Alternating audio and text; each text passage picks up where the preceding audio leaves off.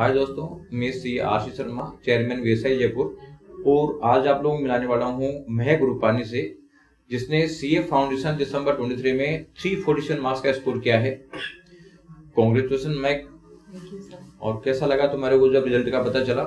Sir बहुत अच्छा लगा, ऐसा लगा कि सारे एफर्ट्स का बेनिफिट मिल गया, Yes. रिजल्ट मिल गया, मतलब कर्मों का फल मिल गया। अच्छा, तो आपने कब ज्वाइन किया था बीएसआई?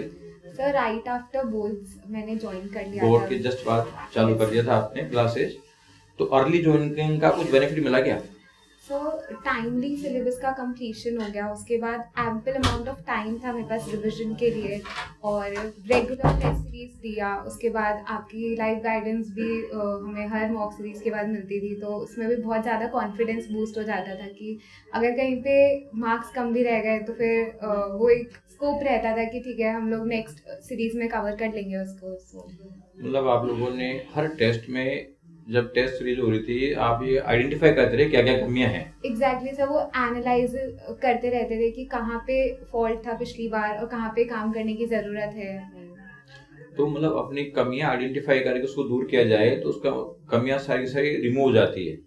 Yes, और अच्छा स्कोर ला सकते हो उसके बाद में। yes, sir. तो ये आपका टाइम, क्योंकि बिगिनिंग में आपने ज्वाइन कर लिया था तो 4-5 मंथ का टाइम आपको रिवाइज करने के लिए मिला था, तो अर्ली ज्वाइनिंग से कुछ फायदा हो गया आपको?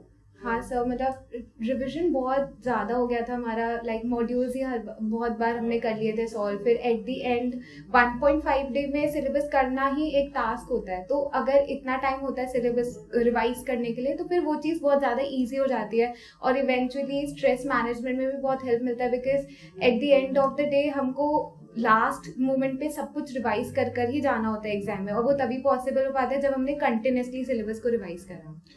जब आप लास्ट में सारे टेस्ट हो गए थे तो क्या पोजीशन आ गई थी कि मतलब एक पेज देखने में कितना टाइम लगता था? सर कंसिडरेबली टाइम रिड्यूस होता जा रहा था जैसे जैसे मॉक टेस्ट सीरीज आ रही थी। लास्ट तक आते आते मतलब पर पेज का स्पीड बहुत ज्यादा बढ़ गया था कि मतलब देखते आता है ना। हाँ, मतलब पन्नी पलटनी है बस बाद में। वही।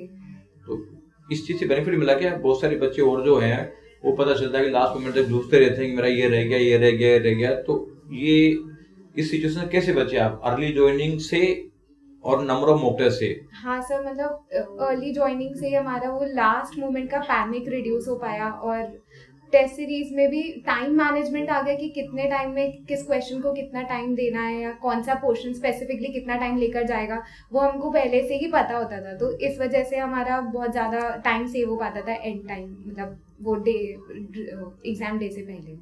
मतलब अगर सिस्टमेटिक तैयारी की जाए तो इस एग्जाम को पास करना कोई भारी काम तो नहीं लगता? यस सर, वो बस इनिशियली ज्वाइन करने से पहले लगता है, लेकिन यहाँ पे ज्वाइन करने के बाद बहुत फैकल्टी का भी सपोर्ट था, आपकी गाइडेंस का बहुत ज़्यादा सपोर्ट था, तो फिर धीरे धीरे कॉन्फिडेंस भी बढ़ जाता है और लगता है कि ठीक है हो जाएगा। तो ये डर काहे का रहता है? दूसरे लोग डराते हैं। हाँ सर, वो मिथ बन जाता है कि सीए इज रियली टफ और तुम कर ही नहीं पाओगे, करते रह जाओगे बट वो क्लियर नहीं होगा। बट अगर कंसिस्टेंसी रखी जाए और फेथ रखा जाए तो I think everything is possible. अब तो डर नहीं है बिल्कुल आगे का? तुमने इंटर का शॉर्ट सर्किट ज्वाइन कर लिया एग्जाम होते ही, तो उस पीरियड में तुम्हें डाउट तो नहीं था कि पास होंगे कि नहीं होंगे? तो पढ़ाई मन तो लग रहा था? हाँ सर, पढ़ाई में तो मन लग रहा था। अब कॉन्फिडेंट हो कि सीए बन जाएंगे आराम से? यस सर, अगर कंसिस्टेंसी रखी जाए तो सब बन जाए। बिल्कुल। और अपने जूनियर्स को क्या बताना चाहोगे आप?